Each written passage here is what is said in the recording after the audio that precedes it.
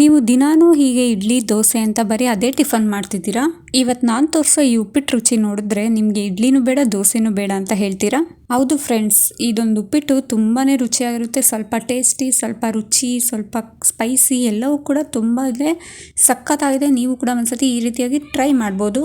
So ಎಲ್ಲರಿಗೂ ನಮಸ್ಕಾರ, welcome back to my channel. ನನ್ನ ಚಾನಲ್ನ ಹೊಸದಾಗಿ ನೋಡ್ತಾ ಇದ್ರೆ ಪ್ಲೀಸ್ ಸಬ್ಸ್ಕ್ರೈಬ್ ಮಾಡ್ಕೊಂಡು ನೋಡಿ, ಲೈಕ್ ಮಾಡಿ, ಶೇರ್ ಮಾಡೋದು ಮಾತ್ರ ಮರಿಬೇಡಿ. ಇವಾಗ ಈ ಉಪ್ಪಿಟ್ಟು ಮಾಡೋದಕ್ಕೆ ನಾನಿಲ್ಲಿ ಮೀಡಿಯಮ್ ರವೆ ತೊಗೊಂಡಿದ್ದೀನಿ. ನೀವು ಬನ್ಸಿ ರವೆ ಕೂಡ ತೊಗೊಬೋದು. ನಾನು ಮೀಡಿಯಮ್ ರವೆ 1 ಕಪ್ ಆಗೋಷ್ಟು ತೊಗೊಂಡಿದ್ದೀನಿ. ಹಾಗೆ 2 ಮೀಡಿಯಮ್ ಸೈಜ್ ಈರುಳ್ಳಿನ ಈ ರೀತಿ ಉದ್ದುದಕ್ಕೆ ಕಟ್ ಮಾಡಿ ಇಟ್ಕೊಂಡಿದ್ದೀನಿ. 6 ಹಸಿಮೆಣ್ಸಿನ್ಕಾಯಿನ ಮದ್ದಿಗೆ ಸೀಳ್ಬಿಟ್ಟು ಇಟ್ಕೊಂಡಿದ್ದೀನಿ.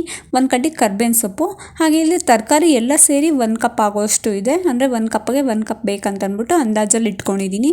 ಕ್ಯಾರೆಟ್, ಬೀನ್ಸ್ ಮತ್ತು ದಪ್ಪಮೆಣ್ಸಿನ್ಕಾಯಿ ಹಾಕೋದ್ರಿಂದ ಸಖತ್ತು ಟೇಸ್ಟ್ ಇರುತ್ತೆ. ಹಾಗೆ ಕೊನೆಯಲ್ಲಿ ನಿಂಬೆಹಣ್ಣನ್ನು ಹಿಂಡೋದಕ್ಕೆ ನಿಂಬೆಹಣ್ಣು ಇಟ್ಕೊಂಡಿದ್ದೀನಿ. ಮೊದಲಿಗೆ ಇಲ್ಲಿ ಒಂದು ಬಾಣಲಿ ಇಟ್ಕೊಂಡು ಆ ಬಾಣಲಿಗೆ ನಾನು ತೊಗೊಂಡಿದ್ನಲ್ಲ ರವೆ, ಅದನ್ನು ಸೇರಿಸ್ತಾ ಇದ್ದೀನಿ.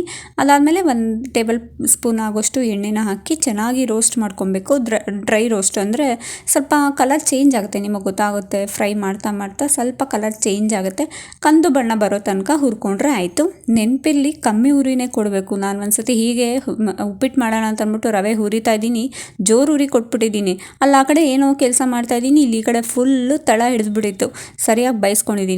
ಅದಕ್ಕೋಸ್ಕರ ಕಮ್ಮಿ ಉರಿ ಕೊಟ್ಬಿಟ್ಟು ನಾನು ಫಸ್ಟೇ ಕಮ್ಮಿ ಉರಿ ಕೊಟ್ಬಿಟ್ಟಿದ್ದೀನಿ, ನೋಡಿಕೊಂಡೆ 1-2-3 ಸತಿ. ಅದಾದಮೇಲೆ ನೀಟಾಗಿ ಫ್ರೈ ಮಾಡಿಕೊಂಡೆ. ಇವಾಗ ನೋಡಿ ಕಂದು ಬಣ್ಣ ಬಂದಿದೆ. ಇವಾಗ ನಾನು ಇದನ್ನು ಶಿಫ್ಟ್ ಮಾಡ್ತಾಯಿದ್ದೀನಿ. ನಾನು ಯಾವ ಬೌಲ್ ತೊಗೊಂಡಿದ್ನೋ ಅದೇ ಬೌಲ್ಗೆ ಶಿಫ್ಟ್ ಮಾಡ್ತಾಯಿದ್ದೀನಿ. ಈ ಕಡಾಯಿ ಸ್ವಲ್ಪ ಹಳೇದಾಗಿದೆ, ಬೇಜಾರು ಮಾಡ್ಕೊಬೇಡಿ. ಏಕೆಂದರೆ ಇದು ನಮ್ಮ ಫ್ಯಾಮಿಲಿ ಕಡಾಯಿ, ಅದಕ್ಕೋಸ್ಕರ ನೆನಪಾಗಿ ಹಾಗೆ ಇಟ್ಕೊಂಡಿದ್ದೀನಿ. ಸಮ್ಟೈಮ್ಸ್ ಇದರಲ್ಲಿ ಮಾಡ್ತೀನಿ, ಸಮ್ಟೈಮ್ಸ್ ಹೊಸದಿದೆ ಅದರಲ್ಲಿ ಮಾಡ್ತೀನಿ. ಇವಾಗ ಅದೇ ಕಡಾಯಿಗೆ ನಾನಿಲ್ಲಿ 2 ಟೇಬಲ್ ಸ್ಪೂನ್ ಆಗೋಷ್ಟು ಎಣ್ಣೆ ಸೇರಿಸ್ತಾ ಇದ್ದೀನಿ. ಎಣ್ಣೆ ನಾರ್ಮಲ್ ಎಣ್ಣೆ. ಅದಾದಮೇಲೆ 1 ಚಮಚ ಸಾಸಿವೆ ಹಾಕ್ಬಿಟ್ಟು, ಅದಾದಮೇಲೆ ನಾನು ಹೆಚ್ಚಿಟ್ಕೊಂಡಿದ್ನಲ್ಲ ಹಸಿಮೆಣ್ಸಿನ್ಕಾಯಿ, ಅದನ್ನು ಕೂಡ ಸೇರಿಸ್ತಾ ಇದ್ದೀನಿ. ನಾನಿಲ್ಲಿ ಕಡಲೆಬೇಳೆ, ಉದ್ದಿನಬೇಳೆ ಹಾಕ್ತಾ ಇಲ್ಲ, ಯಾಕೆಂದರೆ ಒಂಥರ ವೆರೈಟಿಯಾಗಿ ಮಾಡೋಣ, ಇದು ಒಂಥರ ಟೇಸ್ಟ್ ಚೆನ್ನಾಗಿರುತ್ತೆ ಅಂತ ಅಂದ್ಬಿಟ್ಟು ಅದೆರಡೂ ಕಂಪ್ಲೀಟಾಗಿ ಸ್ಕಿಪ್ ಮಾಡಿಬಿಟ್ಟು ಬರೀ ಮಸಾಲ ಉಪ್ಪಿಟ್ಟು ಅಂದರೆ ತರಕಾರಿ ಸೇರಿಸ್ಬಿಟ್ಟು ಮಾಡ್ತಾಯಿದ್ದೀನಿ. ಈಗ ಹಸಿಮೆಣ್ಸಿನ್ಕಾಯಿ ಹಾಕ್ಕೊಂಡಿದ್ದಾದಮೇಲೆ ನಾನು ತೆಗೆದಿಟ್ಕೊಂಡಿದ್ದು ಕರ್ಬೇವಿನ ಸೊಪ್ಪು, ಅದಾದಮೇಲೆ ಹೆಚ್ಚಿಟ್ಕೊಂಡಿದ್ದಂಥ ಈರುಳ್ಳಿ, ಅದೆಲ್ಲದನ್ನು ಕೂಡ ಹಾಕಿ ಚೆನ್ನಾಗಿ ಮಿಕ್ಸ್ ಮಾಡ್ಕೊಳ್ಳೋದಷ್ಟೇ.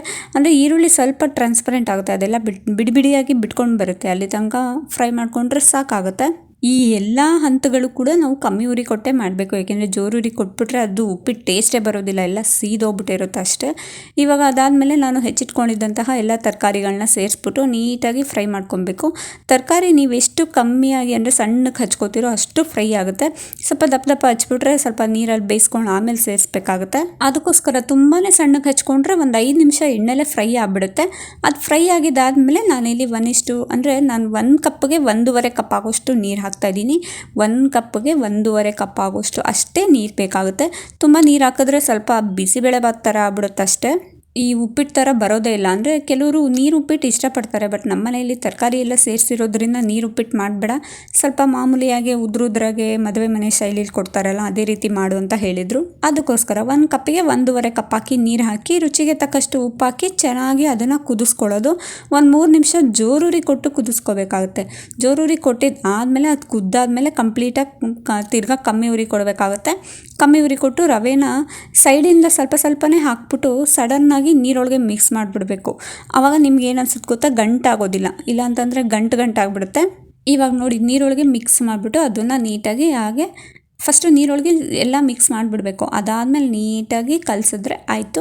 ಕೊನೆಯಲ್ಲಿ ಅಂದರೆ ಅದು ಇನ್ನೊಂದು 3/4 ಭಾಗ ಬೆಂದಿದೆ ಅನ್ನೋ ಹಂತದಲ್ಲಿ ನಿಂಬೆಹಣ್ಣಿನ ರಸನ ಸೇರಿಸ್ಬಿಟ್ಟು ನೀಟಾಗಿ ಮಿಕ್ಸ್ ಮಾಡ್ಕೊಂಬಿಡ್ಬೇಕು. ನೋಡಿ ಎಲ್ಲೂ ಕೂಡ ಆಗೋದಿಲ್ಲ. ಕೆಲವೊಂದು ಸತಿ ಗಂಟಾಗ್ಬಿಡುತ್ತೆ, ಕೆಲವೊಬ್ರಿಗೆ ಬರಲ್ಲ. ಅಂದರೆ ನೀರಿನ ಅಳತೆ ಕರೆಕ್ಟಾಗಿದ್ದರೆ ಗಂಟಾಗೋದಿಲ್ಲ. ಅದಕ್ಕೋಸ್ಕರ 1 ಕಪ್ಪಿಗೆ 1.5 ಕಪ್ ಆಗೋಷ್ಟು, 2 ಕಪ್ಪಿಗೆ 3 ಕಪ್ ಆಗೋಷ್ಟು ನೀರು, ಈ ರೀತಿಯಾಗಿ ಅಳತೆ ಪ್ರಕಾರ ಹಾಕೊಂಬಿಡಿ. ಈಗ ಎಲ್ಲ ಚೆನ್ನಾಗಿ ಮಿಕ್ಸ್ ಮಾಡಿದ್ದಾದಮೇಲೆ ಕಮ್ಮಿ ಉರಿ ಕೊಟ್ಟು ತಿರ್ಗಾ 3 ನಿಮಿಷ ಚೆನ್ನಾಗಿ ಬೇಯಿಸ್ಕೊಂಬಿಡ್ಬೇಕು. ನೋಡಿ ಎಷ್ಟು ಚೆನ್ನಾಗಿ ಬೆಂದಿದೆ ಅಂತ ಅಂದ್ಬಿಟ್ಟು ಇವಾಗ ಉಪ್ಪಿಟ್ಟು ರೆಡಿ ಆಯಿತು. ಉಪ್ಪಿಟ್ಟು ಏನು ಗೊತ್ತಾ, ಕೆಲವ್ರಿಗೆ ಇಷ್ಟನೇ ಆಗಲ್ಲ, ಕೆಲವ್ರಿಗೆಲ್ಲ ಯಾರಿಗೂ ಇಷ್ಟ ಆಗೋದಿಲ್ಲ, ಕಾಂಕ್ರೀಟ್ ಅಂತಾರೆ. ಆದರೆ ಈ ಚಳಿಲಿ ಬಿಸಿ ಹಾಕ್ತೀನಿ. ನೀವು ಉಪ್ಪಿಟ್ಟನ್ನ ಇಮ್ಮಿಡಿಯೇಟ್ ಮಾಡಿದ ತಕ್ಷಣ ಇಮ್ಮಿಡಿಯೇಟ್ ಬಿಸಿಯಾಗಿ ಸರ್ವ್ ಮಾಡ್ಕೊಂಡು ತಿಂತಾಯಿದ್ರೆ ಎಷ್ಟು ರುಚಿಯಾಗಿರುತ್ತೆ ಗೊತ್ತಾ. ಸೈಡಲ್ಲಿ 1-2-3 ಸೌತೆಕಾಯಿ ಇಡ್ತಾಯಿದ್ದೀನಿ, ತುಂಬಾ ಚೆನ್ನಾಗಿರುತ್ತೆ. ನೀವು ಒಂದ್ಸತಿ ಈ ರೀತಿಯಾಗಿ ಟ್ರೈ ಮಾಡಿ ನೋಡಿ. ಇದನ್ನು ಇಡ್ಲಿ ದೋಸೆಗಿಂತ ಹೆಚ್ಚು ಇಷ್ಟಪಡ್ತಾರೆ. ನೀವು ಈ ರೀತಿಯಾಗಿ ಈ ಪ್ರೊಸೀಜರಲ್ಲಿ ಮಾಡಿದ್ರೆ ಅಷ್ಟು ಚೆನ್ನಾಗಿರುತ್ತೆ. ನಿಮ್ಮ ಫ್ಯಾಮಿಲಿ ಜೊತೆ ಒಂದು ಸತಿ ಈ ರೀತಿ ಟ್ರೈ ಮಾಡಿ. ವಿಡಿಯೋ ಇಷ್ಟ ಆಗಿದ್ರೆ ಒಂದು ಲೈಕ್ ಮಾಡಿ, ಶೇರ್ ಮಾಡಿ, ಹಾಗೆ ನಿಮ್ಗೆ ಹೇಗೆ ಅನ್ನಿಸ್ತು ಅಂತ ಕಮೆಂಟ್ ಮಾಡಿ. ನನ್ನ ಚಾನಲ್ನ ಸಬ್ಸ್ಕ್ರೈಬ್ ಮಾಡಿ. Thank you.